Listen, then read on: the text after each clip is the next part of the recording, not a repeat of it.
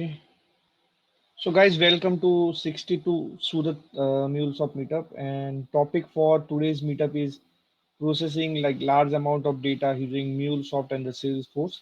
So we will going to see various approaches. We will start with small data set, then we will then we will continue with some medium database, and then we will end up with some large database or data set, and we're going to see various operation that you can perform with a Salesforce and the MuleSoft. Let me share my screen.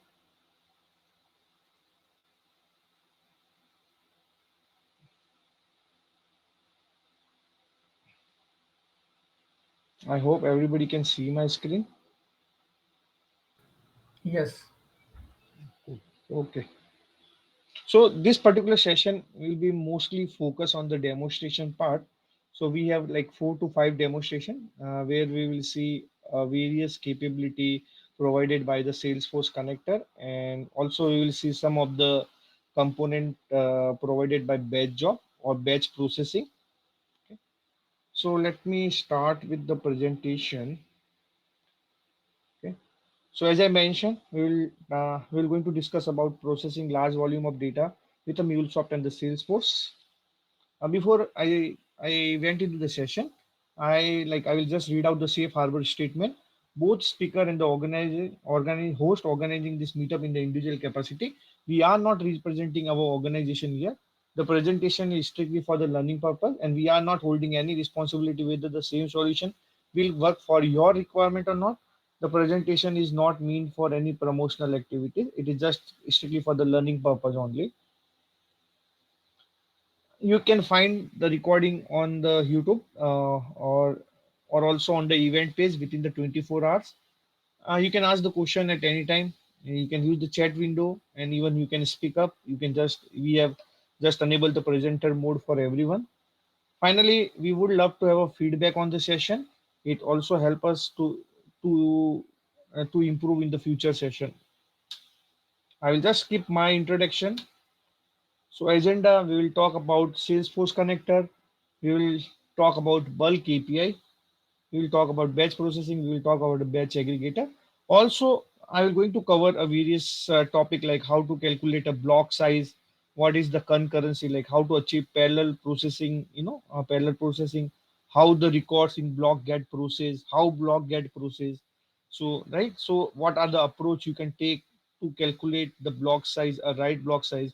What will happen if you are allocating the large block size? What will happen if you are allocating the small block size? We're going to discuss all this thing with a live demonstration. We will see, like, if you are allocating the large block size, how much time it take to process the record. If you are allocating the small block size, how much time it take to process the record. So those kind of demonstration we're going to perform in today's session. So let's start with the Salesforce connector. I'm 100% sure everybody knows about the Salesforce connector, but yeah, also at the same time, everybody may not use all the operations from the Salesforce connector. Mostly people use the few operations like where you can create the record, or you can update the record, delete the record, or you can query a object basically, right? But there are a lot of other operations provided by the Salesforce, like where you can use the Salesforce as a event-based connector basically, where Salesforce can read the event generated in the Salesforce and it can start processing. Then we have some operation related to bulk API, so which is very important, and we're going to discuss in today's session like how you can process a large data set with a bulk API. So Salesforce provide a bulk API operation where you can process a huge millions of record basically, right? Process the millions of record. You can remove the millions of record. You can query the millions of record. You can just get the state of your job. You can retrieve the result of your job. Those kind of operations available with the bulk API v2. So bulk API v2 is the improved API created by the Salesforce, or improved version of the bulk API. So it provide more features as compared to bulk API version 1 basically. Right? So as Salesforce is one of the powerful connector basically to connect the Salesforce marketing, sales cloud, different kind of Salesforce cloud basically. So let me start with the bulk API version 2. So we have a few operations available in Salesforce connector, which is related to bulk API version 2, and bulk API v2 is available in the API version 4 1.0 or later. So current the latest version is 56.0, but it is bulk API version 2 is available with a 41.0, but it is not available before 41.0 basically, right? So bulk API is the improved version, right? Bulk API version 2 is the improved version of the version 1.0. It provide more like it allow you to process the more records as compared to the bulk API version 1 basically. So like you can submit a 15,000 batches per rolling 24 hours period. So basically Salesforce, like in Salesforce, you can simply like, submit 15,000 batch within 24 hours rolling period. So each batch can have a maximum of 10,000 records. So you can see what, like if you multiply 50,000, 15,000 into 10,000, you get this particular value, which is huge amount of value. Like this many record you can process every day within 24 hours rolling period, right? Maximum time that one job can open is 24 hours. So default timeout is 24 hours basically. So I don't think you can change this value. So it's a 24 hours. So maximum file size you can submit to the Salesforce bulk API version 2. It's 150 MB per job, right? And each file can have a maximum fields, like fields means like column name. It can go up to 5,000, and each like maximum number of character in the single row, right? It can be 400,000. And when you are sending any query to the Salesforce, basically, right, or Salesforce bulk API, the default timeout is a 20 minutes, basically. So these are the some limits defined by the Salesforce bulk API version 2. Here you can find the more detail about various limits for the bulk API v2 and the bulk API v1 also. So you can compare, like, what's the limit for bulk API v1 and what is the limit for the bulk API v2. You can see this number is huge. Like it's not 24 hour, it's a 24-hour rolling period basically, right? So you can see it here. Sorry. Okay. So any question on, like, before I went into go into a demonstration? Any question? So Jitendra, bulk API V2 is always better than V1. So any particular scenario where we still need to go with V1 version? No, no, like there's a no such scenario, right? Because like there's only change in the limits with compared to V2, V and V2 basically. So V1 have a more like higher number of record can be processed via V2 basically, right? Okay. Yeah. Okay, great. Let me start with a small demonstration. So basically, like I have a total record 100. So I have a simple file which contains the 100 records, right? And let me show that file. Sorry. Yeah. I have this particular file which contains two field name. It just have 100 records basically. It start from zero to index. It goes up to the 100 records. So these are the total 100 records. So let me go back to my PPT.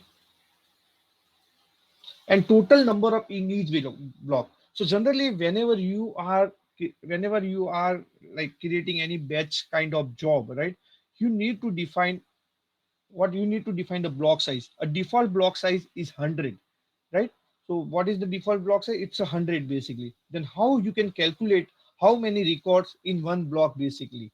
So basically it will be like that. Total record is 100, and total block size defined on my batch job is 100. So each batch, or sorry, each block will contain one record, and block always process in the sequential order. So one, it will process first block, second block, third block. It doesn't get processed in the parallel basically, but the record in each block get processed in the parallel basically, right?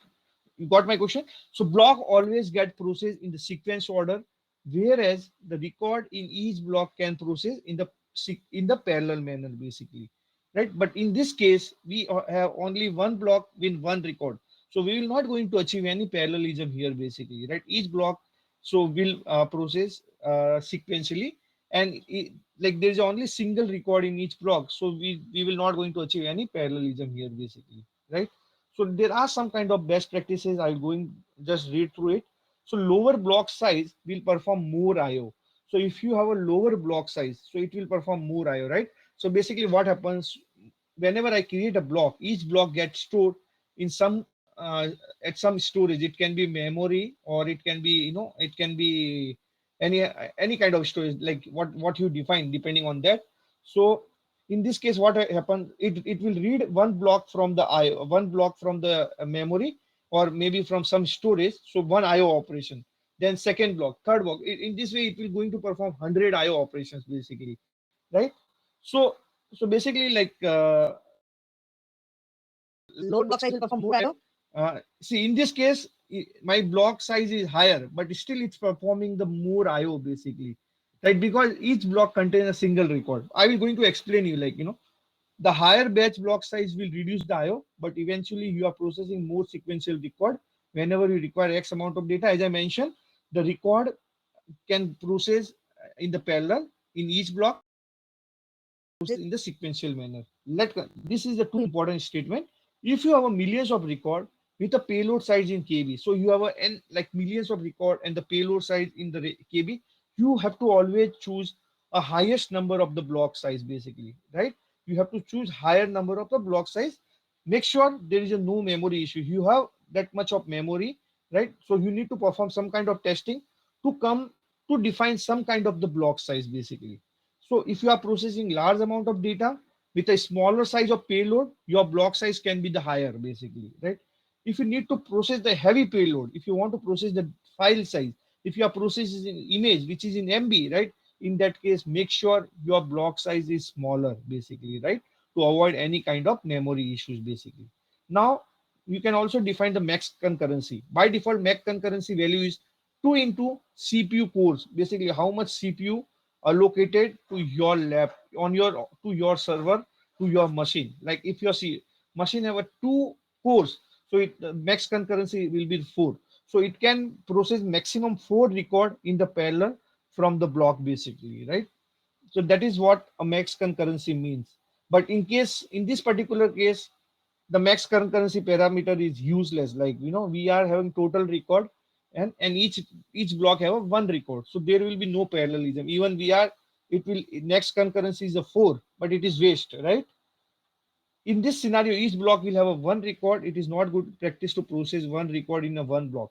So as I mentioned, higher block size is always good for the million number of record. But here we have a just 100 record, and we are keeping the higher block size. So your number of records should not always equal to the number of block size. Basically, in this case, you can keep a lower block size basically, right? So let's see with an example. So I will create a small batch job. So first I will just drag and drop a file listener.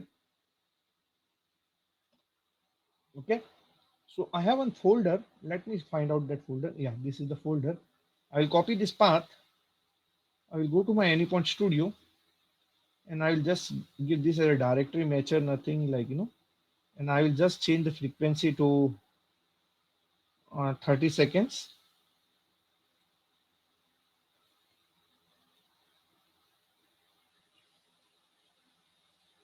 Then I have to auto delete it. So as soon as I read the file, I will auto delete. True. Now, I want to also read the time, like what is the total time taken, right, for completing, for reading or for executing these 100 records. So for that, I will set one variable here. I will just say start time, and I will just say now. Then when I send the record to my batch job, I have to serialize the job, right? I have to serialize the record. So I will use the transform message for serializing the record. I will simply say payload.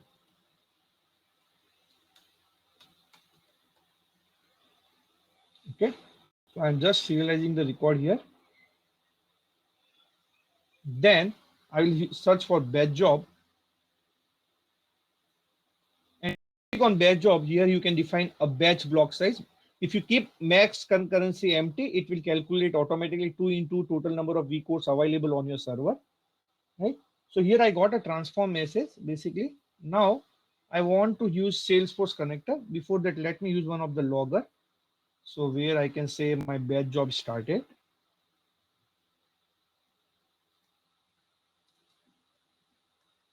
Okay. The input to Salesforce connector is always array. So what I will do, I will just convert into array a payload. I will just put the square bracket and payload. So what will happen? It will send one record at a time. It will serialize the record, and basically the array of record. Basically, we have an array of record or object of record into one array, but it will send one object to this particular batch job, right? So I have defined the transform message here. Let me drag and drop a Salesforce connector, and I will use the create operation from the Salesforce connector. Create. Okay. So I already have a Salesforce connectivity. Let me open that. I have already configured it. So I just have to provide username, password, security token, and the authorization URL. It also support a multiple authentication basic OAuth 2.0 SAML, So like what it depend on what authentication mechanism you are using. You have to configure different parameters, and simply you can say test connection. Okay, it is successful. Okay, let me go back to message flow. I will say create. Here I have to select the object type. So I will be playing with account object. So I will just say account and simply payload, right? And also I can read out my transform message here. It's not favorite transform message. And I can like here you can see this is the expected response. You can see the metadata, but I will simply convert into JSON and I will say payload. Then I can use simple logger again at the on complete state. So this is the like this is the phase where like we get like a report. So how many record has been successfully processed or how many record has been failed. But I also want to know the exact time taken by this particular job, to complete or to send the data to the Salesforce. So I will just simply use fx and I will use now minus vars dot start time. Done. Okay. I will simply start this job. I forget to do one thing here. Just put the logger and I'll just put a payload.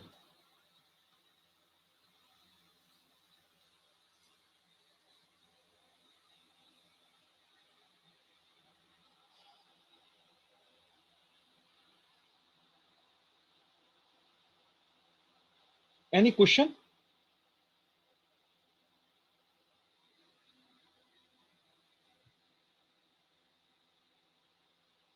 Yeah.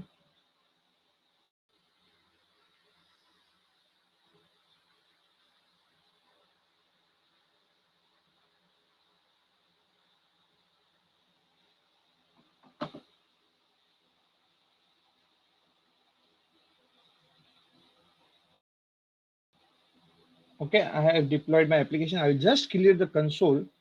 And what I will do, I want to show you Salesforce basically. So setup. Let me go to mass delete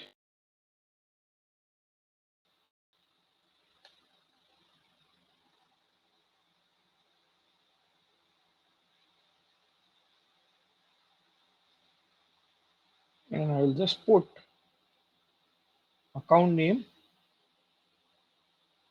contain jack search. So I don't have any record with account contain jack. So what I will do, I have file with 100 record which I have shown you earlier. I'll just paste the test folder and let's observe what happens. Yeah, it start processing. You can see now you should see the some records coming in. You can see it start adding the records here also in the Salesforce account object type. But you can see for processing the 100 record, it taking a lot of time, right? Because it is processing one by one. Can you tell me what is the other limitation you can see with this particular approach? Anyone?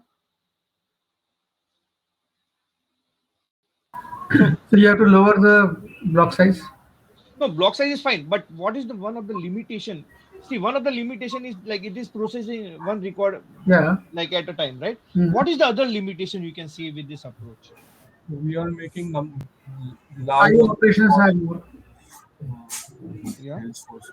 We are making large number of calls to Salesforce, like 100 that is calls. true. That is true, right? So we are making large number of connection with the Salesforce. Let's consider the scenario. If you have a rate limiting on the Salesforce instance, right, then you may end up in failing the records. Like you can, like there might be possibility you can just send 100,000 transactions per day. This is the million of record. You cannot send one by one, right? So there might be some way, like some way, like where you have to make a batch and send the record to the Salesforce, right? So like maybe like you just make group or such or just aggregate the record 200 record and send to the Salesforce basically, right? So in this way it can done in the one connection also instead of making the n number of connections to the Salesforce. So we will going to see that approach also, and we will going to see what is the limitation with that approach also. So here you can see how much time it took 1 minute, uh, 10 seconds basically. You can see it. PT 1 minute 10 seconds. This is the total time taken to process the 100 record. Now let me go to Salesforce instance and let me search it. I should have all the 100 record till 99. Yeah, it's there. But I will delete this record because I don't have a much space here. Okay. So this is the first thing. Let's see. Like now what I will do, the second demonstration where I will just reduce the block size. So what I will do, I have 100 record and like a total number of record in each block. So how much, like 100 divided by total block size. So I will define a 10 block size basically, right? So it means each block will have a 10 record. Let's consider if my concurrency, max concurrency is like 4, right? So it will process a 4 record in the parallel from the each block, but the block get processed sequentially. Let's see how much time it reduces basically. Let me see that. So I will go to here and I will go to 10. Simple. Change the block size to 10. Let's save it.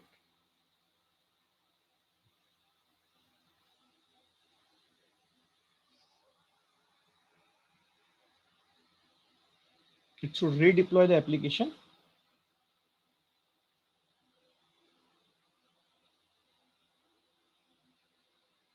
Just clear this. Just pick the same file and send it to test folder.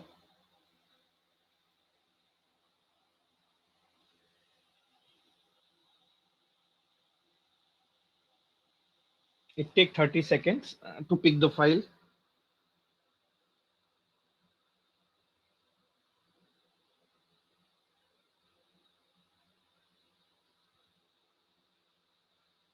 Yeah, it start processing. You will notice it will be bit faster.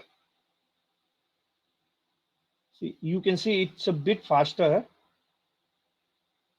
Even you can see it create a multiple threads like so 1308. So it create like multiple threads 09 uber.01 uber.02 uber.13. So these are the multiple threads has been created for the processing the record. Let's see the important factor, how much time it took. It just took 12 seconds, 12.22 seconds, right? You can see it. So all record get processed within the 13 seconds or less than 13 seconds. So that is what power of selecting the right block size. Now question, how to select the right block size. So what I have done some kind of experiment. So where I took the 50,000 or 500,000 record, and initially I kept a 10 block size, right? So it means a 50,000 record in each block. So it took 14.4 minutes to process all the record. Then I have increased the block size. I kept the number of records same. I have increased the block size to 50. Then each block contained 10,000 record. It's a 10,000 record. Then it took 3.3 minutes. Then I have done third experiment where I kept again 500,000 record, block size 100. Then my number of record in each block is 5,000. So it took 2.5 minutes basically for processing the record. Then like if you see, I increased the block size 500 and 1,000. If you see 100, 500, and 1000, we got a similar time basically, right? So like the timing is almost same, right? A point 0.1 second doesn't matter to point 0.1 minute doesn't matter to you. You can select the block size of 100, or either you can go with 500 or something between 100 and basically. So that is, you need to do some kind of experiment before deciding the block size. So it also depend on size of the payload. Like it's also depend on what is your size of the payload basically. So if the size of the payload is in the KB, you can keep the higher block size. If your size of the payload is in MB or maybe in GB, you can just keep a you can keep a smaller block size basically, right? So you have to carry out this particular experiment to to decide what is the right block size for your requirement or for your file basically. And it's very important to have a right block size and the max concurrency basically, right? Yeah. So let me but still we haven't able to solve the problem. Like it is still making the 100 connections with the Salesforce, right? We are not able to reduce the number of connections towards the Salesforce basically, correct? Let me check whether the record side came into Salesforce or not. Yeah, you can see all records are there. Let me delete this. Done. Okay. Okay. Okay. So now let me go with the third demonstration where we will talk about, we can introduce a component called batch aggregate basically. So in batch aggregate, like what it will do, it will aggregate the all the records depending on this aggregation size we have defined. If I've defined aggregation size of 100, so it will create array of 100 record and send it to Salesforce basically. So for like instead of making 100 connection, it will make a single connections for you, to insert or to create the records in the Salesforce account object, right? So what I will do, I will going to keep a same block size, right? I will going to keep a same block size, but I will process the file with a 300 record. So what I have to, I will simply, use a batch aggregator component,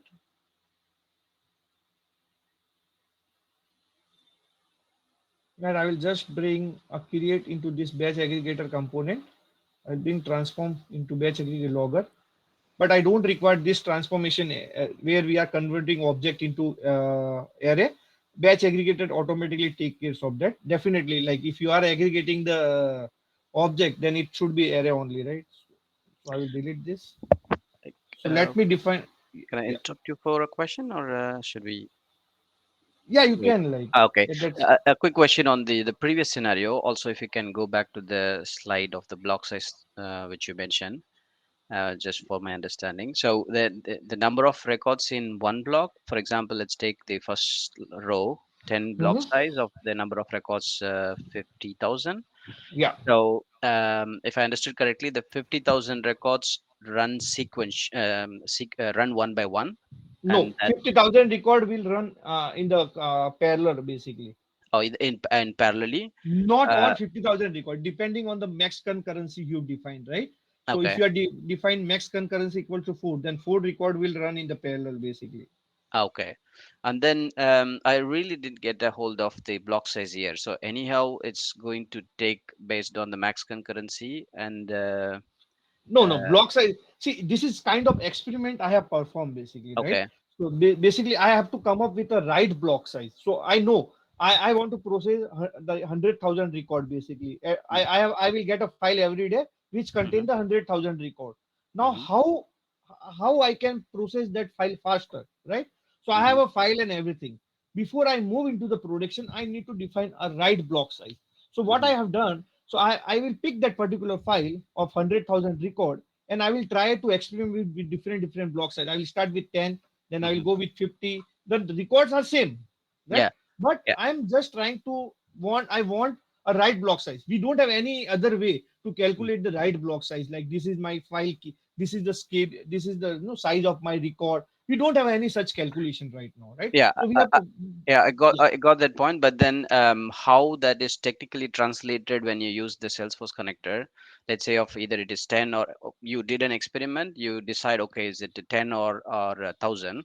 Yeah. I think in this case, obviously the choice is to go to the last one, making a block size of 1,000 of No, number of 100. record. I will go with 100, right? Because if Uh, you see, for mhm. 100, time taken is same as compared to, like, for 1000, like, so 1000 block size. So 100 is the optimal block size in this particular scenario. So if you see with 500 also, we are getting the same time, right? Uh-huh. With 1000, I'm getting the same time taken to process the whole records basically, right? So either Yeah. I can go with 100 or something between 100 and 500. Okay. So even if it is, if okay, then in that case, 100. Um, uh, Anyhow, in this approach, it's going to process based on our the parallel processing, which is based on the CPU core. Max concurrency. Max concurrency in this case. So Yeah.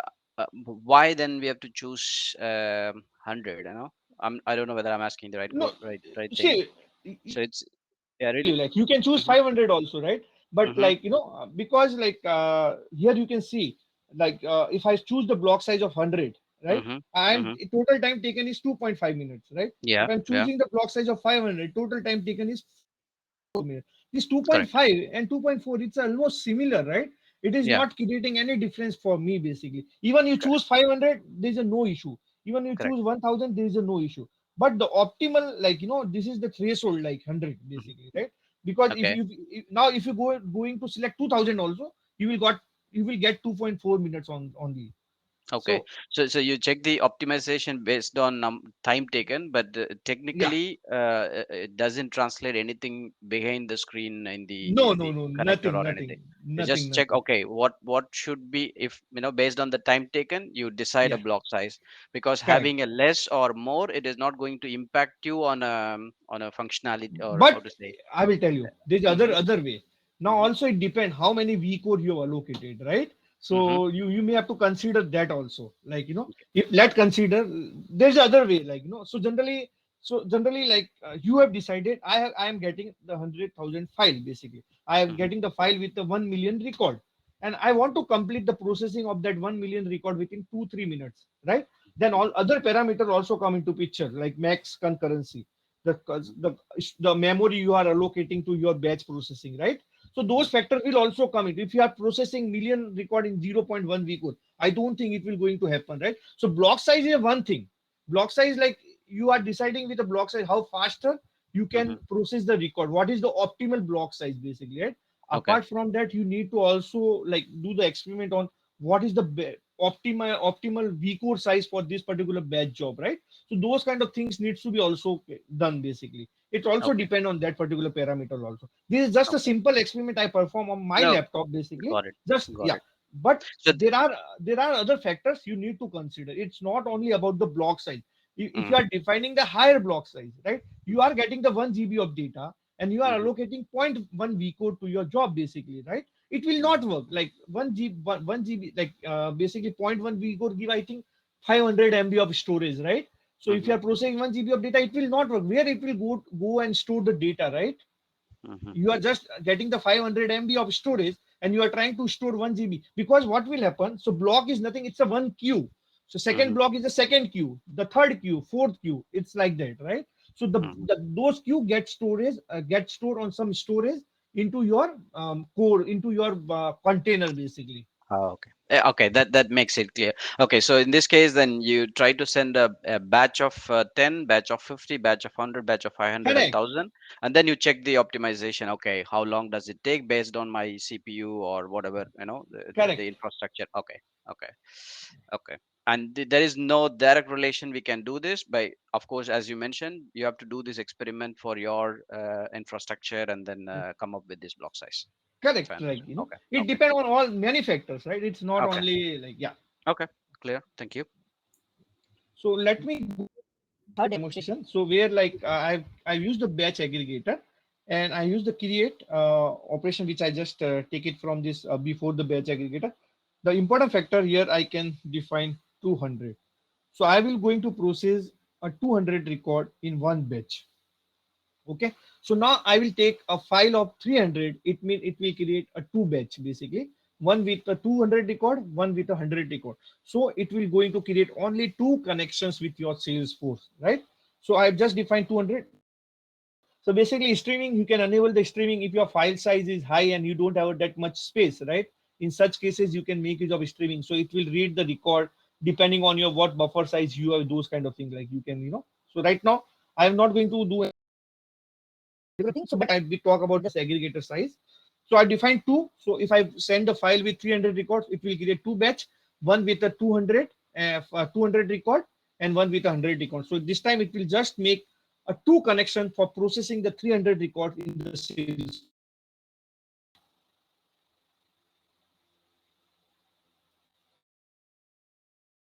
We know we keep on hearing like ETL is not working well. ETL is not working well. Like we are not able to process huge amount of data. So that is the reason. Like we are not allocating the proper memory and we are not calculating proper block size and max concurrencies factors and all those things, right? So that is very important. That is very important to to improve the performance of your batch job. Okay. So it got. Let me clear everything. So I will just copy the file with the 300 record.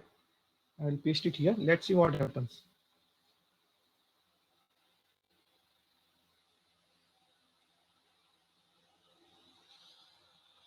I think this time it should happen in 2-3 seconds. Yeah, it just happened everything in the 5 seconds, right? So here, like I use the batch aggregator and everything has been processed just in the 5 seconds basically, or maybe 6 seconds, less than 6 seconds. So you can see it here. So here what happened? Why it took the less time? Because we are not doing like a connection every time with a Salesforce. Just two connection, everything is done basically, right? But we have a limitation with this approach also. Let me show that limitation. So first I will go and just delete the record.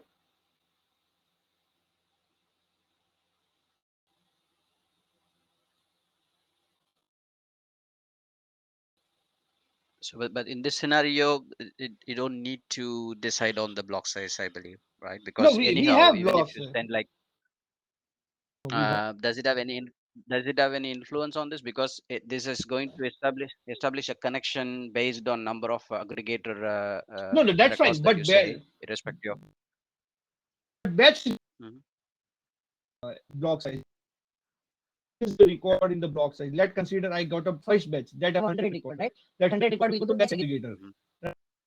Batch aggregator can like have a 200 record. So it will take a second batch that having 100 record, right? It will go to batch aggregator. So 100 plus 200 record. Then it will go to the Salesforce. It's nothing to do with the Salesforce, but it's a process. It's a component of your batch job basically, right? So that you need that will be always considered. Like you use batch aggregator or you are not using a batch aggregator. Here the response time is decreased because you see it make a two connections with the Salesforce. Like in the first connection, it send the 200 record. In second connection, it send a 100 record basically, right? In earlier case, what is happening for processing 100 record, it is taking 15 seconds, right? Why? Because we are making connection with every time connection with the Salesforce. We make a first connection, we open the connection with Salesforce, send the data, close the connection, open the connection, close the connection, right? So that particular thing is taking a lot of time, right? Mhm. So then the optimization study has to do with we have to do as a batch aggregator or as an individual. As I mentioned, right? It like see, this is here why we have done this thing because Mhm. we don't want to make n number of connections with the Salesforce. We have to avoid that. Let consider if there's a rate limiting on some of the API which we are calling, right? If we are making n number of connections with that API, we will end up in getting 429. The quota exceeded, quota limit exceeded, right? And even it is not good practice to make n number of connection with systems. Like it always good practice to aggregate the data and send to the end system basically, right? It's a different concept basically. We are now first we have optimized our batch. Here we are optimizing the number of connection with the Salesforce. Okay, thanks. So let me go and just delete the record.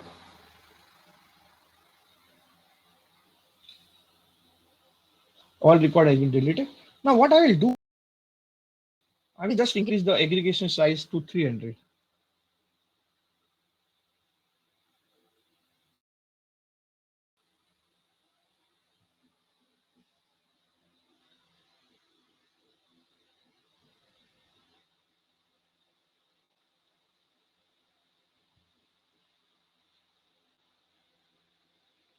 clear. Let me take the file with a 300 record again.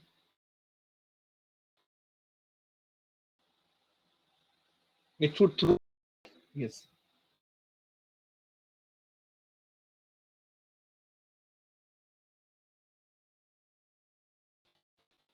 It will going to throw the error. And what is the reason behind throwing the error basically? Because we have selected, I think, two batch aggregators here, and total number of records are 300. No, I have never selected anything like two batch aggregator, because it's a responsibility of batch aggregator. Like depending on number of record, it will decide how many batches required, right? Because like there's a limitation with the Salesforce API. So when we are calling the Salesforce API, like this connector or this particular operation, calling the Salesforce API in the background, right? That API have a limitation of a 200 record. You can send only 200 record in the single batch, not more than that. Only 200 record. Even you are querying the data, right? You can retrieve only 200 record at a time, right? So let's consider the scenario where you are getting the 10 million record per day. In this particular scenario, this approach may fail, right? Or this approach may take a lot of time, like just create a batch of 200 record and send to the Salesforce, and we are making n number of connections with the Salesforce even for processing the 10 millions of record, right? So that's a limitation. How to solve that particular limitation, I will come on that thing. We have something called bulk API v2. Basically, like with bulk API v2, you can send just send the data to Salesforce. Everything will be taken care by the Salesforce. Basically, I'm going to discuss on that particular part, right? So here, this is the limitation where the Salesforce API have a limit of 200 record in the single array, not more than 200 records. Okay, so I will keep this batch as it is. Let me go to my fourth demonstration. So like we have bulk API v2. As I mentioned, in bulk API v2, you can submit 15,000 job per day, rolling 24 hours.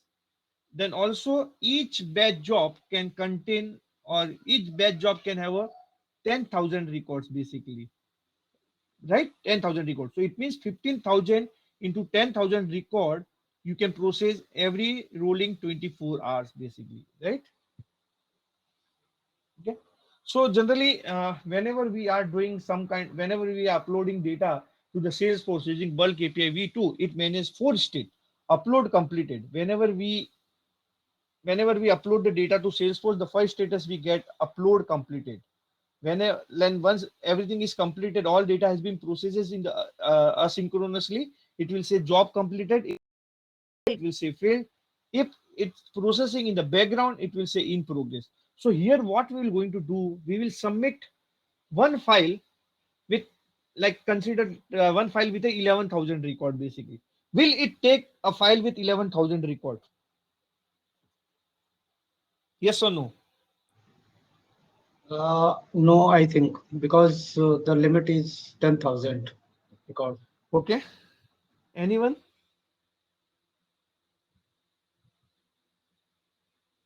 Yeah, I think it will accept the file, but then the first 100,000 records will be set the status as completed, but others should be as failed. Maybe I'm thinking, not It sure. will create inconsistency, right? Yeah, Is this a um, good solution from Salesforce side? definitely not. Okay. But now what will happen? I will tell you what will happen. Let consider if you are sending the file with 100,000 record to the Salesforce, right? It will accept that file and it will process all the record. But the splitting will be done by Salesforce side. It will create a batch job, a 10 batch job with 10,000 records. So split will be done by the Salesforce. We don't have to worry about the splitting part also, right? You submit the file with a million number of record. Salesforce will split the data into 10,000 record in each batch. Everything will be taken care by the Salesforce basically. So once the file is uploaded, we get upload complete status.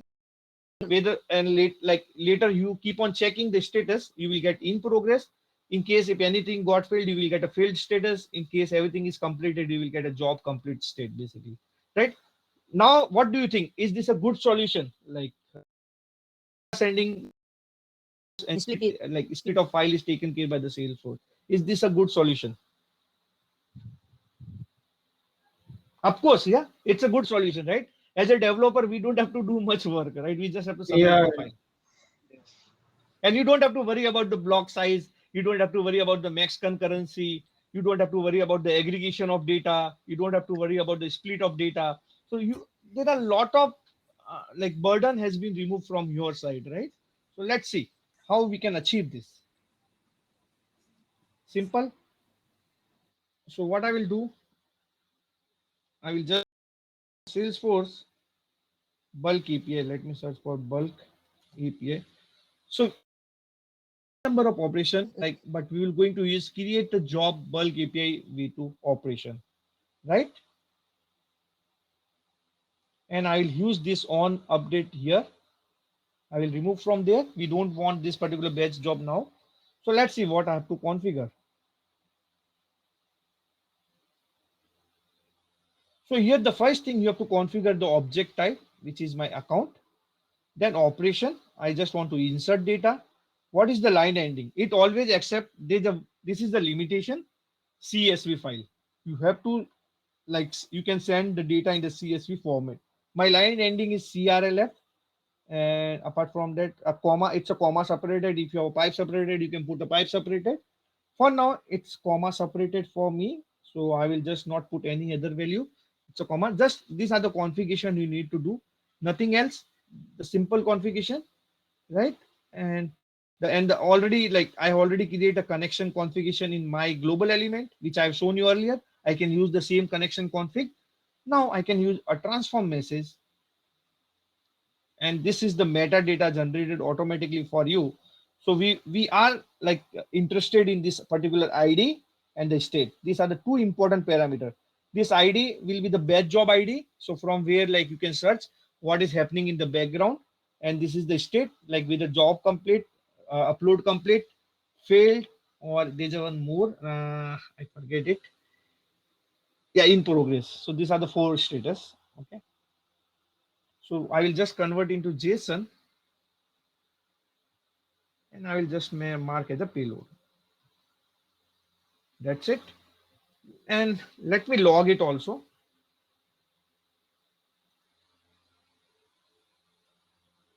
See how simple, like we just have to write this much of the code. Earlier we are writing this much of the code, right?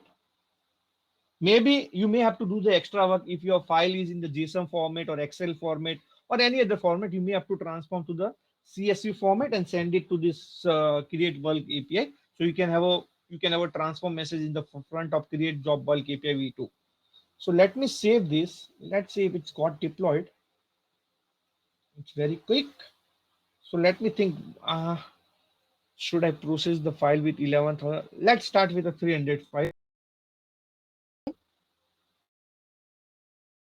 Place this file into test. Let's see what happens.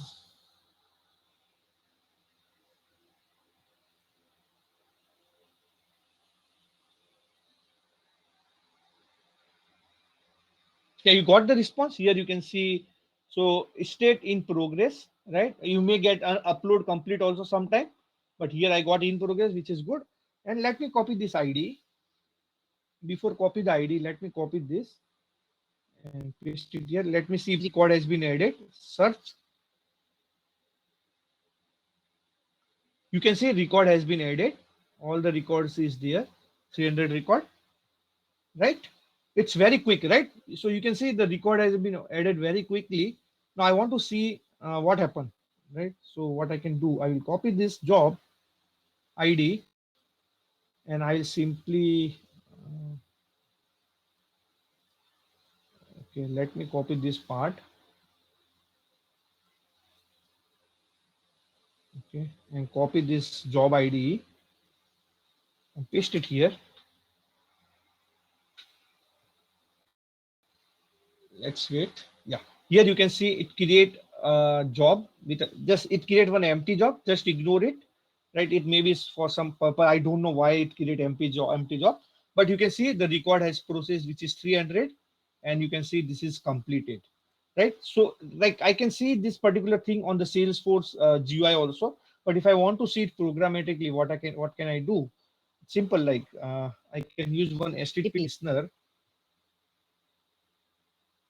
here only, right? So I already have a HTTP listener, and I can say get state, right? And I have to go to bulk API version 2. So there might be some operation available to get state, basically job state bulk API v2, right? And I want a job ID. From where I can get a job ID, I can pass into the query parameters attributes dot query params dot job ID,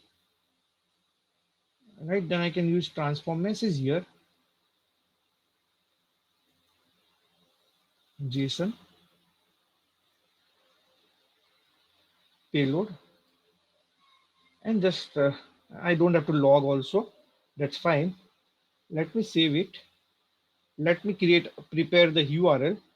So I will say http localhost 8081 slash, what was that, state job ID is equals to. So let me copy my job ID.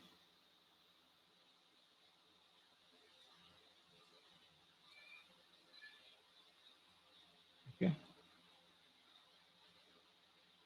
If application deployed, it's deployed. Clear. Let me go to my console and just say control V. Yeah, I got the response. You can see the job completed. Contain time, like it took 2 seconds, right? 2080 seconds, 87, which is in millisecond. It took 2 seconds to complete all 300 records. Basically, it's very faster, right? Okay, which is good. Yeah. Any question before I move into a few more demonstration? Yeah, Jitendra, few queries on my side. Yep. One was like, can we generalize because after batch size of 100, right? We don't Yeah. see much impact on the time framing. So can we generalize that when we go for a optimization, we should try with a block size of between 1 to 100? No, it's not like that. Now, if you have a million records, right, you can go up to above 100 also, Okay, okay. right? So if you have a 10, if you are processing like 5-6 millions of record, you may have a block size of 1000 also, 500 also, right? It, like as I mentioned, you have to carry out some kind of experiment or some kind of testing before you decide a block size. Okay. And other question was related to max concurrency. So you said that 2 into number of vcores. So suppose some application is deployed on zero point 0.2 vcore. So basically, how to understand of how many vcores we would need to perform that max concurrency? How many vcores you need to perform? That max concurrency. So suppose I want to increase the max concurrency. So how many vcores we should have? Like you said, 2 into number of vcores, right? So how to No, no, understand that number? no, no, it's not like that, right? So let's consider you have a laptop basically, right? In your laptop, you have a two CPU, right? Mhm. So if you are, see, if you are not defining any, so like if you are, for example, if you are deploying your batch job, right, on point 0.1 vcore, so point 0.1 into 2, it will become a 2.2 vcores, right? It doesn't make any sense, right? So in Yes. that case, you can write max concurrency equal to 2 4. You can define your own value basically, right? In case if you have deployed your batch processor on Mhm. premises, right? So on your on premises server where you have a mule runtime, and on that particular on premises server you have a two vcores, right? In Mhm. that case, if you are not defining max concurrency, you kept it empty, right? It will say, it will take a max concurrency equals to 4. 2 into 2, 4 basically. 2 Mhm. into 2 vcores, which is 4, right? So it also, like as I mentioned, you can, like when you are testing with a block size, you can also change your max concurrency basically. That So will also have an impact on your performance basically. So, Jitin, we have a cloud up platform. So, in that case, how to define max concurrency? See, like next concern, like you can just simply test it and just mention the value, right? If you are deploying on, see, generally batch processor is not recommended to deploy in point 0.1 week or a point 0.2 week, right? It will always go with 1 week or 2 week or 4 week or 8 week basically. It depends like what kind of, how much data you are processing basically, right? Mm-hmm. So either if you are if you want to deploy a batch processing on like point 0.1 week, or like it have to process some small amount of data, right? In that case, you can just keep some value between 2 to 4 or something like that. You can just put that 2 or 4 or something like that, right? In case if you are processing huge amount of data, right? Like huge amount of data, let's consider like you have a batch job that deployed on the 4 week course, but right, in that case you don't have to define any max concurrency. Like it by default it will take 8 as a max concurrency, because 4 into 2, which is 8, right? So if you Okay. are it is always recommended, if you are deploying on the small vcourse sizes, or like size of the vcourse, right? So always Mhm. define some kind of max concurrency basically. Okay. And in case of whole numbers, we do not need to worry about max concurrency. That will automatically be Yeah, taken care. but you can also check it out, you can test it out, right? Whether you want you want to achieve more parallelism, right? You want to process the 50 records in the parallel, right? You Mhm. want to process like 10 records in the parallel, you can put that whole number value also directly basically. Okay. Okay. And one more question was related to error handling. So suppose we have batch aggregator and other you showed as bulk API V2, right? So in that case, we are sending the records in a batch. So how we will get to understand that which particular record failed? Yeah, that's what I will come on that, right? So let me Okay. finish this particular thing. See, in this particular batch step, right? So basically, you can define the batch step, right? So here, if you see no failures, this particular accept policy, right? But you can have Mhm. a only failure batch step also. So generally, if anything got failed in this particular batch step, right, it will go to the second batch step with only accept the failure. So from there, you can retrieve like what record has been failed. But I will come on like how we can achieve in the bulk API. Okay, I will tell you what. Let me Okay. tell you that. So if you search bulk API here, bulk API. So we have some method. Let me check where it is gone. Bulk API. We have method. I will tell you.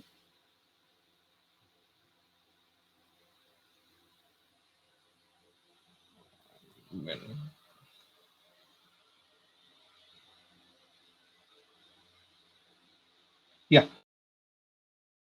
Called a retrieve job successful result bulk, right?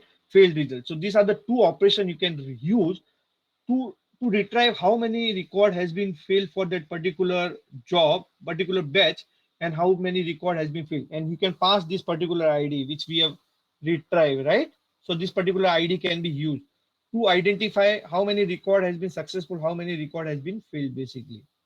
Right? These are the two operations available, basically. Got it? Okay.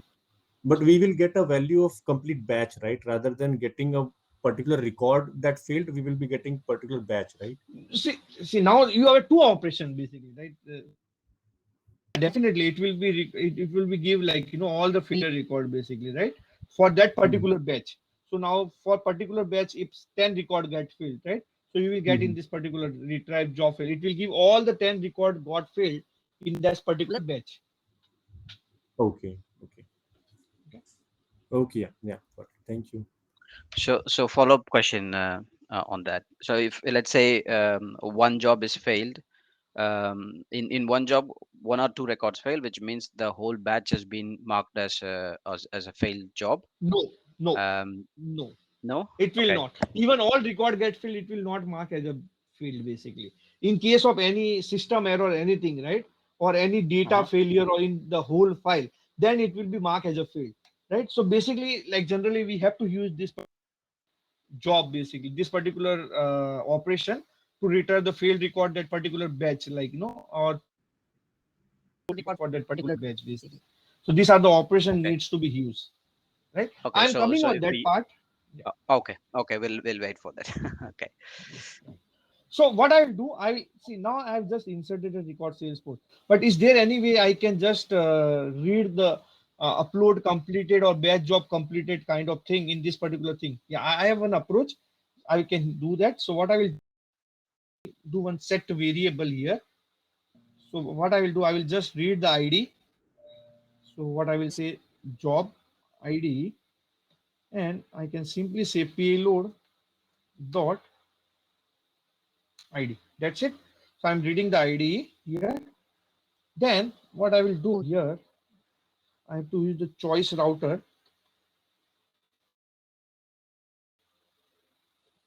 right? Or before choice, what I will do, I will use the until successful.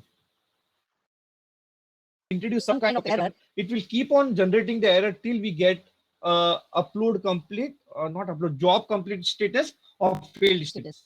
I'll keep on like introducing the error. I will say just say until successful, and in until successful I can say max retry equals to 10.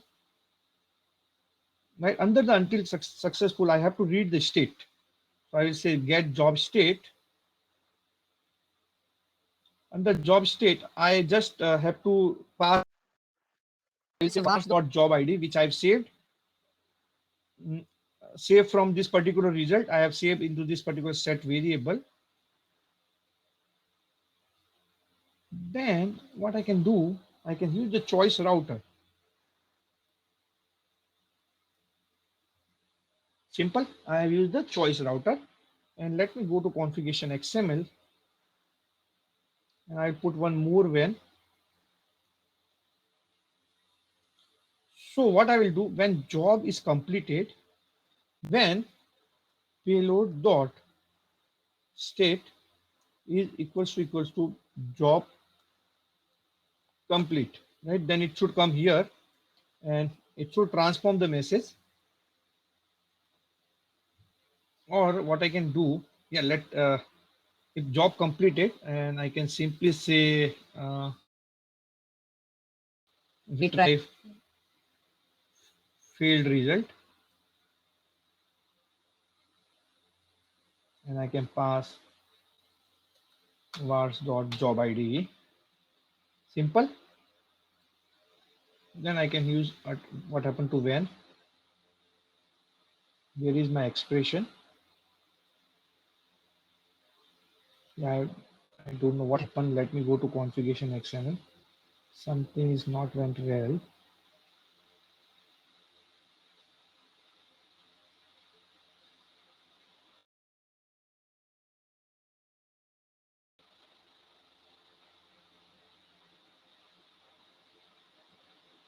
Right. You have multiple vents, so you can just remove the another one. No, I want a multiple when basically. Okay, so that's why when state is equals to job complete. Now I will retry this, and I will simply say transform message. I can simply say JSON,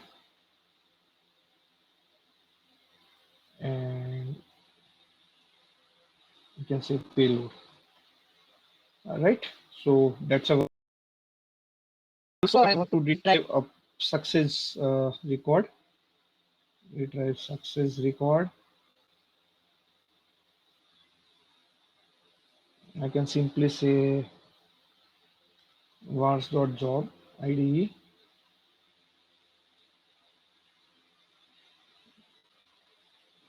transform message, JSON. Payload.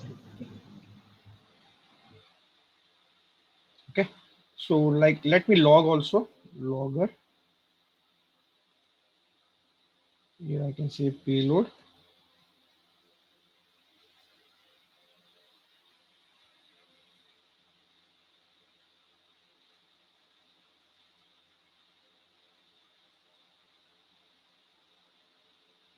Okay. Payload. Now in this when I will just say when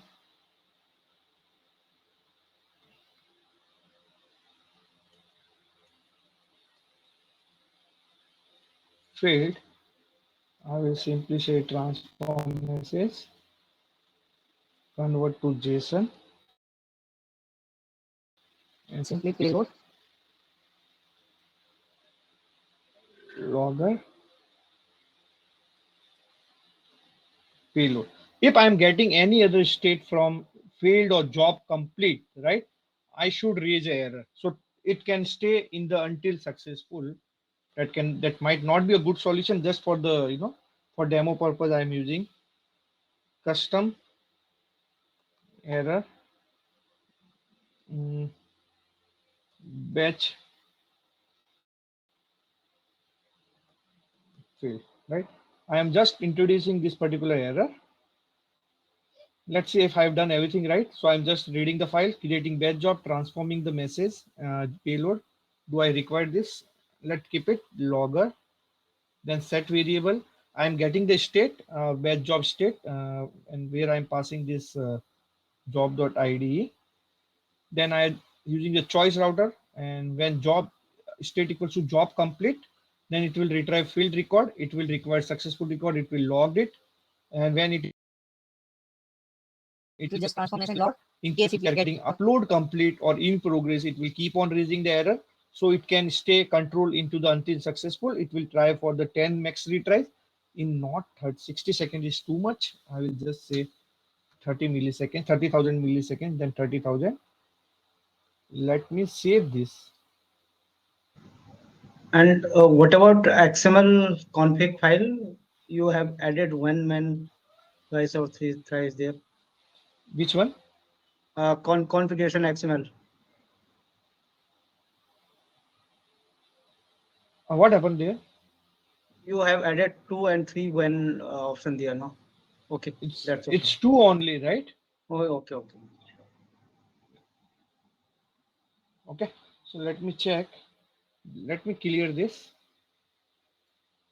And let me go to Salesforce and let me remove the record. This I have to remove it because it allow me to add just 5,000 records.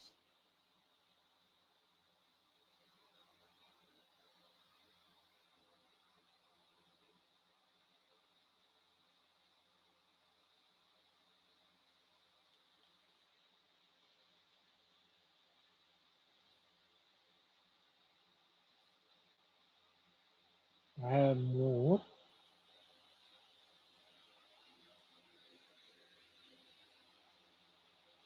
Okay, great. So I deleted all the record, but this time I'll pick a larger file with 100,000, 111,000 record. What will happen in this case? How many batch job it will create?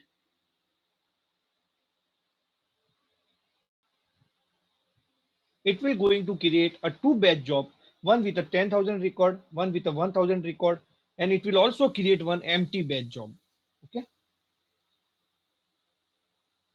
So let me put it Control V.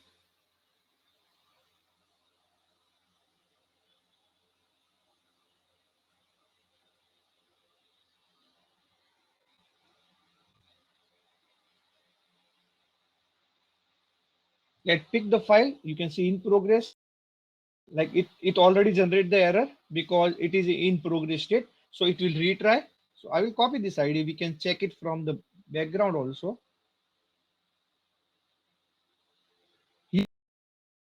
Because I just have a space of 5,000. So here you can see it already 1,000 record got completed and it created two batch basically one with a it will show 10,000. Don't worry. It is started processing 2,600 record, 5,000 record. So no failed yet, which is good news. Let me check in the search also. Great, it is keep on. Let me refresh it. It doing second retry basically. Yeah, now it starts filling. I told you after 5,000 it will fill the record because I don't have that capacity, which is fine. So main thing like we need to see like it is good use case also. You will able to see like how many record has been successfully processed, how many failed, like how we can see the failed and like successful record. It's 7,600.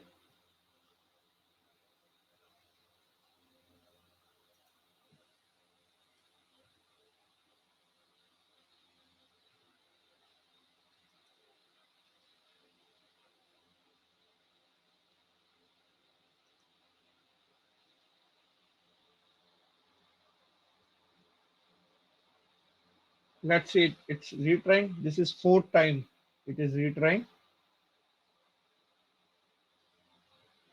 Let me clear the console and maximize it.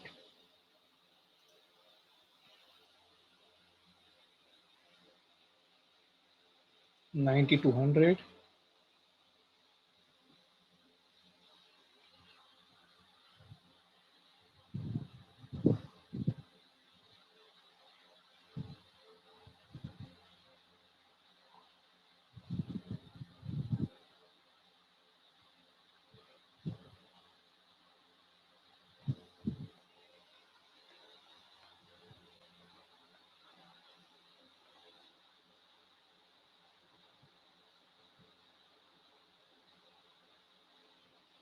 Hopefully it got processed. Yeah, all 10,000 record has been processed. It is retrieving all the failed and all the successful record. Now it's difficult for me to see, like it is like it will tell what are the record has been failed, what are the record has been success. Like you can see it, like it created false also there. If something is gone, it will say created false basically, right? So that is how you can just use this particular two operations, like retrieve job failed and retrieve job, like retrieve successful jobs and retrieve failure job basically, right? So that's, so let me you know, any question on this? Basically, here you can see the complete report. It took 7,048, millisecond for processing 10,000 records, 656 for processing 1,000 record, which is around 8 seconds for processing all the 10,000, 11,000 record. It is faster, right? Here we have seen we don't have to do the splitting also. Any question before I move to one last demo? I have few more important demo. So basically, as I mentioned, if you are querying any data, right, the Salesforce has got limitations of querying 200 data, right? So how we can do with the batch? So let so I HTTP listener. In this, I can use like query. Then I have to submit the job.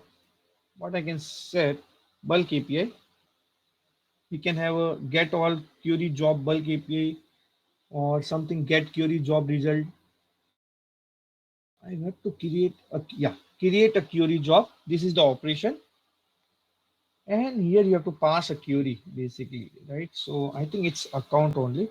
Select name, phone from account, done. Right, and you can just say query also always written in the CSV format, but I can convert it into what happened to this, why this is giving error. Yeah, I know why. You have to put in double quotes.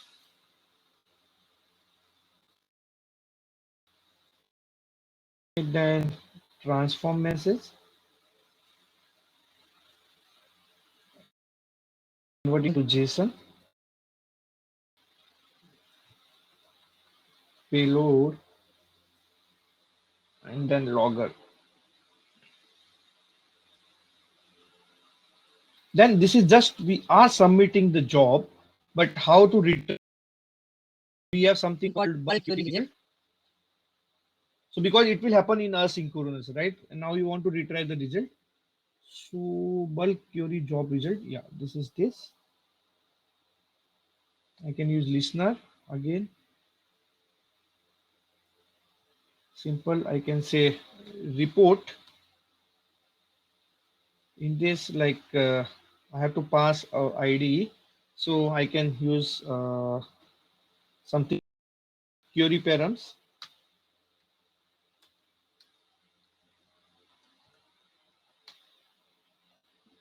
job ID.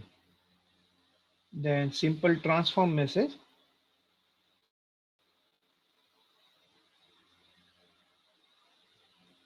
Just JSON conversion. Just logged it. So we have created two listener, one to create a query job and one to read the result of query job basically. Just save it. And I can have a copy this, enter, enter. This will be just a query and this will be report.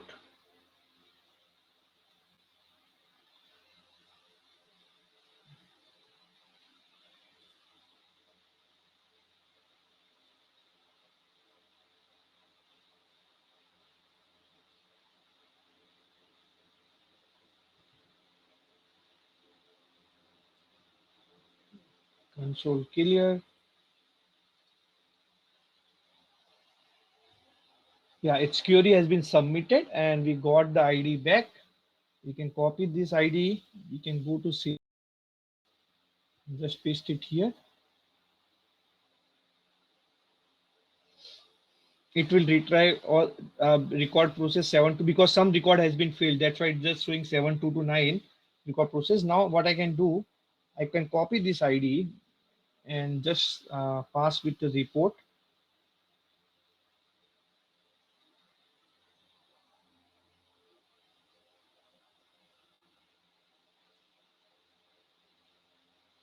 We got the report, right? We got all the record. So this can be very useful, like migrating 200 record at a time. It's not a good approach. So let's consider if you want to migrate all the record from one Salesforce object to NetSuite or something, some like to some databases, right? You can generate a batch, a query batch from where you can retrieve all the record in the batch, and then you can just use the query result to fetch all the data and you just migrate to the other system, right? So this is very useful when you can query the batch. Yeah. So let me go back to my presentation. I think we have done fifth also. Any question? Like I think I have done with all this Salesforce operating. Like if you have any question, we can discuss. Hello, am I audible, Jitendra? Yeah, hi Rajiv. Yeah, Rajiv. Yeah, Yes. hi. Yeah. So regarding the third approach which we have shared, like regarding the submitting the creating query job bulk API, which is for the asynchronous. So like a few points just I wanted to discuss. So is there any limitations like while we are writing the query, like the parent or child relation related with the query, we are good to execute? Yeah, we are like good to execute basically, right? I haven't tried, but yeah, it support that. Okay, I'm aware of that. It is supporting that. Okay, okay, okay. And is there also limitation, like suppose we have executed the query and like how long this is going to be the sustain at the or 20 minutes. 20 minutes at the Salesforce side? Yeah, Salesforce. Otherwise it will get timeout. This is the limit. Okay, okay, okay. So 20 minutes, and if you have to fetch that, okay, so maybe like suppose if it is the huge, like suppose we have taken the parent, like suppose the orders tables or some things, so how we are going to fetch in a chunk? No, Maybe there. it's not. No, we can't, right? So it depends, like what query you are submitting to the Salesforce, right? And like so that query will fetch all the results, and you simply can use the query result to retrieve all the records. So we don't have an option where you can retrieve in the chunk or anything like. We don't have that particular option right now. We don't have option for paging right now. Okay, okay, okay. So means in the one shot we have to get it, and maybe how we are going to process it is up to us. Yes. So it is very good once when you want to migrate the data, right? When Mhm. you want to migrate the data for one time from one system to another, where you can just retrieve all the data from multiple table and just send it to other system. Okay, okay. And Yeah, but you are right. We don't have that particular options available where we can do page sizing or I've never seen that, and we don't have any option where we can configure page sizing or on the connector level also. We don't have that options available. no, it's And there. It's there. If you can open the get query job result bulk it's API, there. yeah. Okay. So there is one parameters. It says max record per page. Okay. So then you can it can be in advance, right? Yeah, yeah, yeah. So maybe, but the thing is, like when I tried it out, it's never going to work like how I have understood. Like whether I, Yeah, like, it's max record per page yeah, 2000 basically. yeah. Right. Got it. Right. Okay. So this is good. Let me check on this basically. So how many record will be each page record? It includes the number of as well as memory. Okay. Yeah. So let me check this parameter, how we can use this. Basically. I never use this parameter, but yeah, this is good observation basically. Yeah. Thanks for letting us know, Ranjan. Yeah, yeah, yeah. Thank Rajiv. you. Yeah. Yeah, thank Yeah. you. Yeah. Hi. Maybe offline we can if possible, maybe I will ping. Yeah, It. you are on my LinkedIn connection, right? Yeah, yeah, yeah. I am. I'm. Yeah, yeah, we can do that. Like that's fine. You can reach me out on that. Yeah. Yeah. So can you I, tell me what is not working at your hand this for this particular thing? For me, like suppose if I am using the customer account, okay, Mhm. and I have I'm using the same things, okay. So when I have created the query, I am able to get the query. But the thing is, like suppose if I wanted to get it into the like the 1,000 or 10,000, okay. Mhm. So the documentation of the Salesforce says, yeah, we can able to get it, and there is a one header, which basically if the value of that header is coming, which means there are certain records are there. Okay. Yeah, and our loop is going to terminate it when the header value is null. Okay, but when Okay. I'm trying this, okay, I'm getting like every time it is pulling all the data. Okay. So let me work on this parameter. I will just let you know how can you achieve this. Okay. Yeah, yeah, yeah, sure. One more question. Hi, Jitendra. One question. So, um, for the people who joined this session little late, is there any other portal where we can see the slides that you have shared? Yeah, you can like we will upload the recording to the event page. Like so, you can go to save event page and you will find the recording and PPT and everything will there. So you can take it from there basically. Okay, thank you. Jitendra, a quick question. Um, I have a mix of a scenario, like the one which you explained, the case one, like you Mhm. take an a CSV, on a folder, and then we read a batch or on an individual record. Mhm. So slightly, I want to change the listener. For example, is it a possible? Of course, as you also explained, the input for the batch is always an array of objects, Yeah. but instead of the file listener, I probably want to use JMS or VMQ or any point MQ, where of course that is an individual message basis. But in this case, I want to mix in, the queue with the batch processing, and then in case of any failure or a success, in case of success, I want to hack it, and in case of failure, I want to knack the message individually to the queue, irrespective of whether it is Yeah, it's JMS or possible, any. right? It's possible. Yeah, but I want to do the batch. But from the queue, it will be just one message coming out of the queue, right?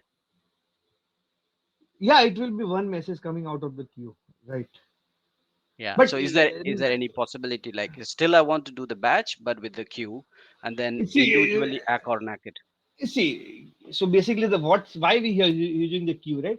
It's Mm-hmm. basically for events, right? So any small event generated in come into queue and we are Mm-hmm. processing it, right?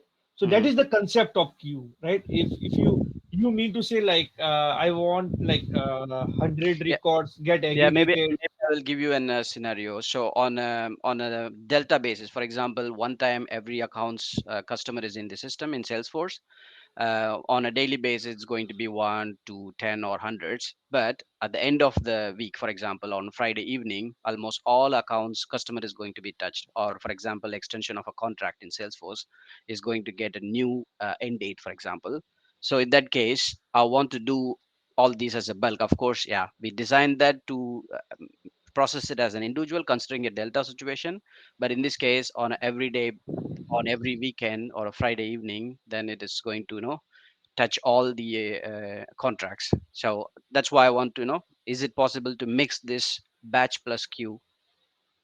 Yeah, That's my scenario. see, I can do that. Like I can Mm-hmm. see, I can read the message from the queue one by one. I can Mm-hmm. aggregate in my batch. So we have something called batch module, right? Mm-hmm. We have some aggregation module where we have a time-based aggregation, size-based aggregation, group-based aggregation. So where you can Mm-hmm. define like if I'm getting like messages for 15 minutes, right?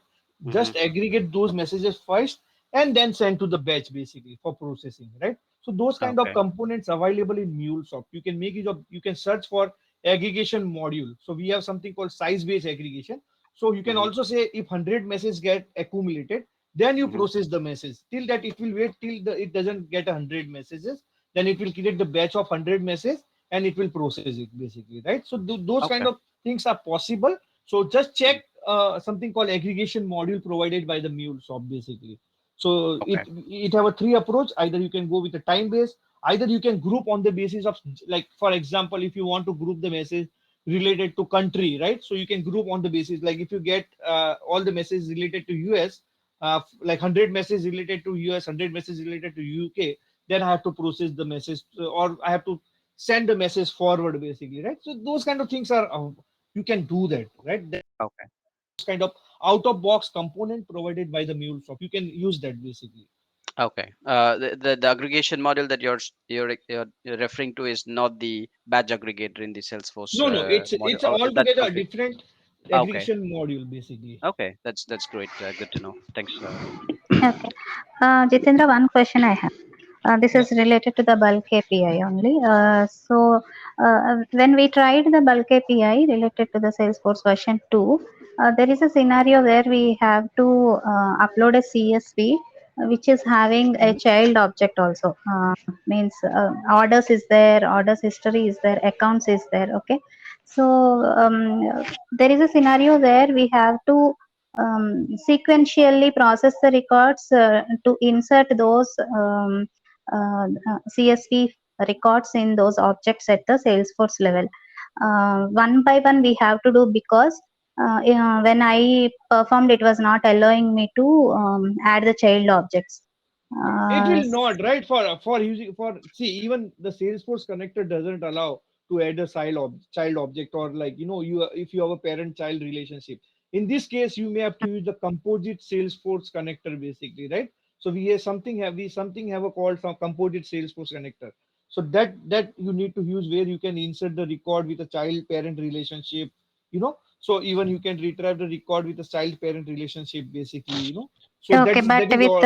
bulk No, operation, that is not possible, right? even I don't think you can do with Okay, the Salesforce altogether with the Salesforce connector also. You cannot do okay. that.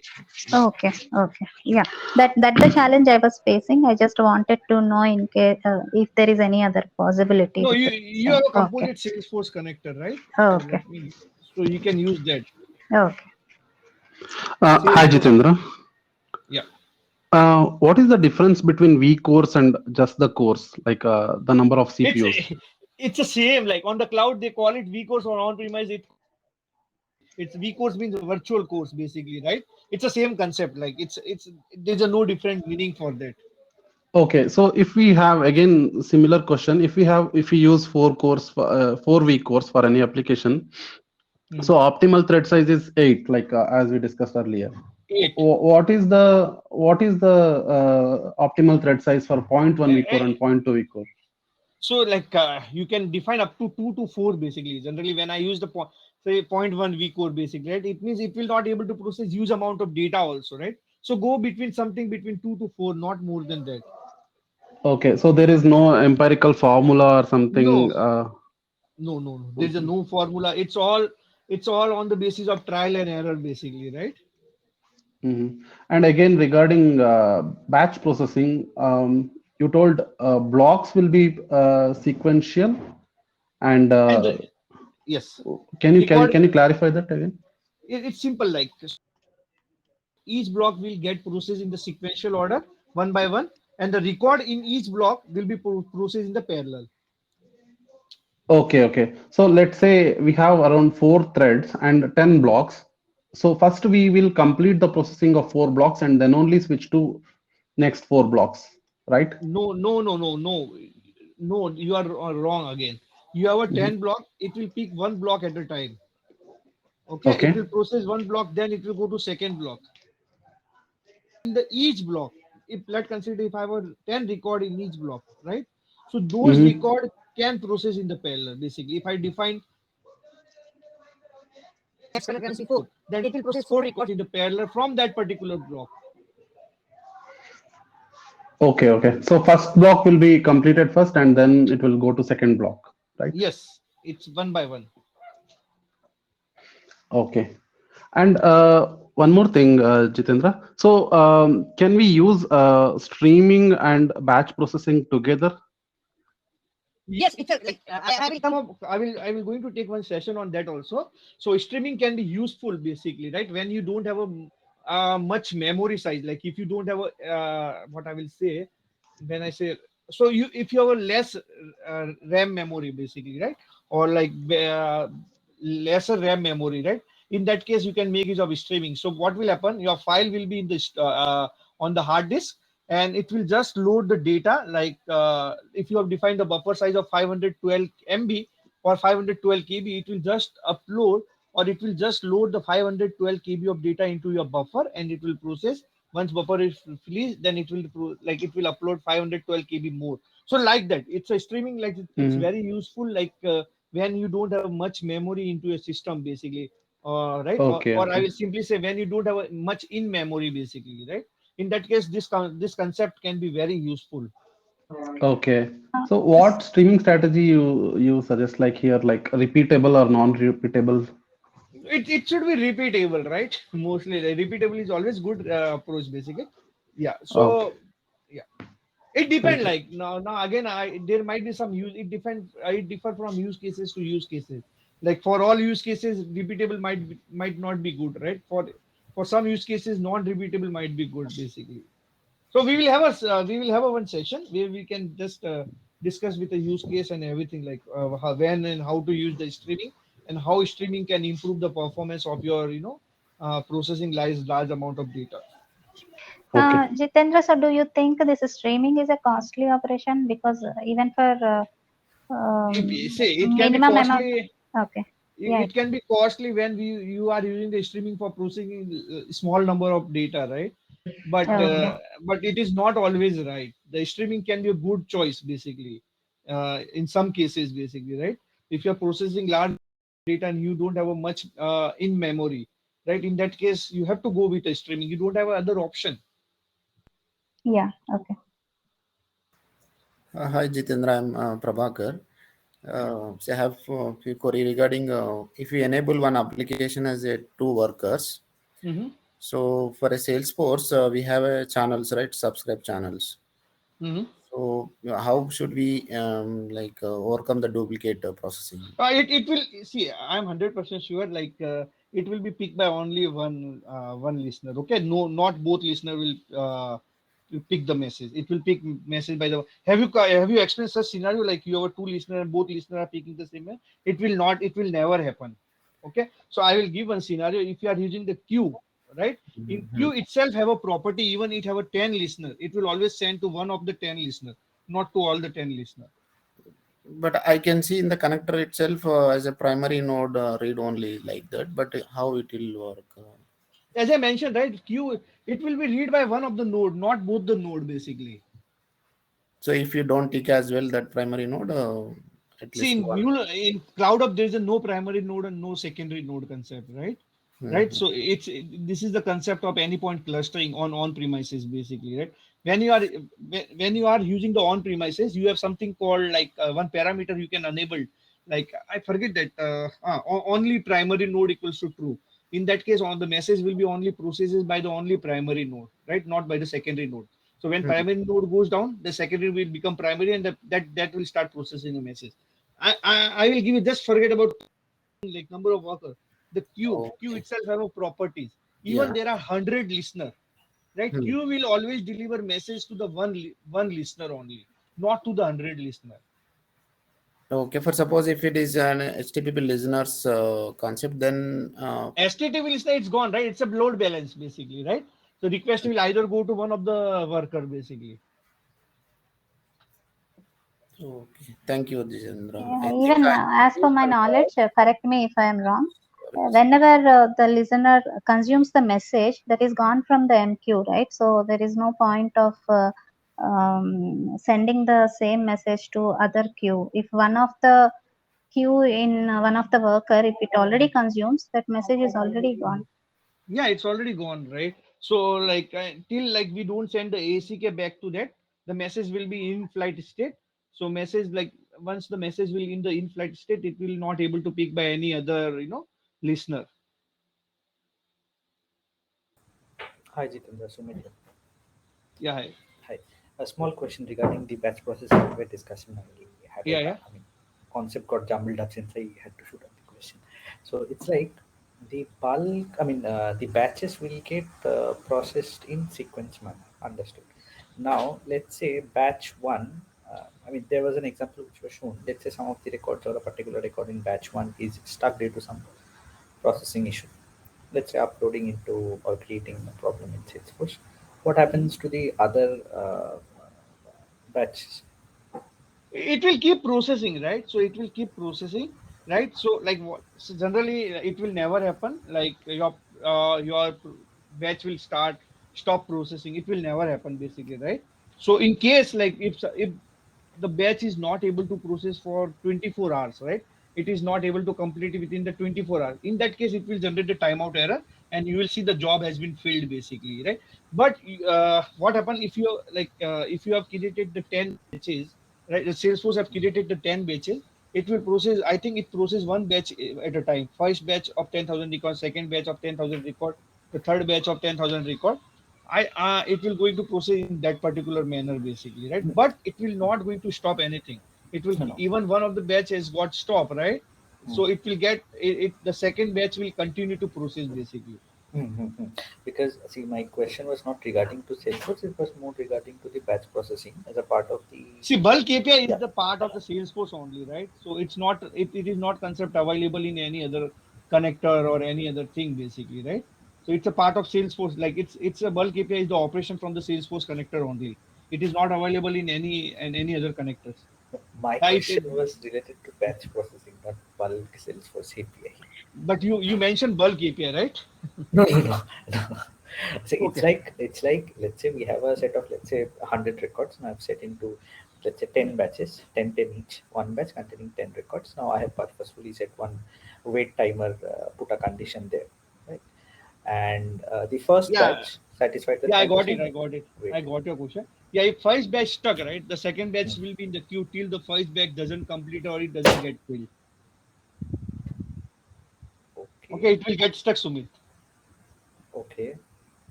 Okay, but I. this scenario will, why this scenario will come, right? So in case if Salesforce is not responding or something is gone wrong with the end system, right? They will all a message will get errored out. It will go to the failed batch job, right? And then the second batch will come. Second batch will come and it will start processing, basically. So you have to do some kind of good error handling also, so like it doesn't get stuck. Like if something is getting you are not getting the response for next 30 seconds or 40 seconds, right? You just have to error out those particular messages. You need to handle it properly, right? So you may have to create one more batch job which accept only failures, basically. In case anything got stuck, Mm-hmm. it can go to the failure batch job, right? So in Right. this way you can just you can ensure that no batch gets stuck, basically. Okay. Okay. Understood. Thank you. But I think in the default setup, if one batch stuck, then rest all will also be stuck or Yeah. errored. Yeah. Yeah, but we can handle this by a Yeah. like Yes. by Good. implementing the proper error handling. Yeah. Yeah. Okay, I think we are late. So guys, like I hope you like this session, and thanks, thanks to everyone for asking me a lot of questions. It's a very interactive session. I think like from last 1 or 2 years, this is one of the best session where we have a lot of interaction. So thank you so much everyone for the interaction. Thank you so much. Yeah, anybody have any question, you can reach me out on the LinkedIn. So I will try to give answer as soon as possible, basically. Or guys, Okay. like please provide the feedback for the session. This help us to improve for the future session. Thank you so much. And I'm planning to keep a session on the private space. So like on the like Cloud Up 2.0. So we have something called private space, right? Which introduced as a part of Cloud Up 2.0. So maybe in next 1 or 2 weeks you will see the meetup, and where we can discuss about how the private space is different from the Anypoint VPC, and like how to configure a private space and what are the advantage of the private space as compared to cloud of Anypoint VPC. Okay. Yeah.